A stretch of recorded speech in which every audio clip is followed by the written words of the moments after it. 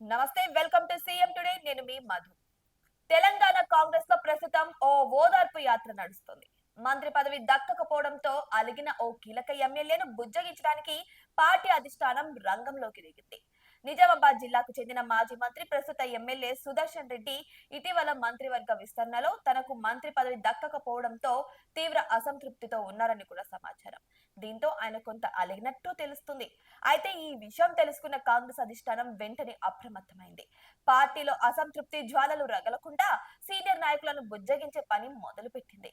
దీనిలో భాగంగానే AICC in charge Meenakshi Natarajan, TPCC అధ్యక్షులు మహేష్ కుమార్ గౌడ్, మంత్రి పొన్నం ప్రభాకర్, సీఎం సలహాదారు వేం నరేందర్ రెడ్డి మరియు ఎంపీ అనిల్ యాదవ్ అందరూ కలిసి నేరుగా ఎమ్మెల్యే సుదర్శన్ రెడ్డి నివాసానికి వెళ్లారట.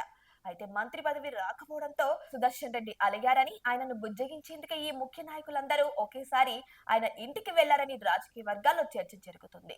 ఆయనకు భవిష్యత్తులో మంచి పదవి ఇస్తామని లేదా పార్టీలో కీలక బాధ్యతలు అప్పగిస్తామని హామీ ఇచ్చి బుజ్జగించే ప్రయత్నం చేస్తున్నట్టు కూడా సమాచారం.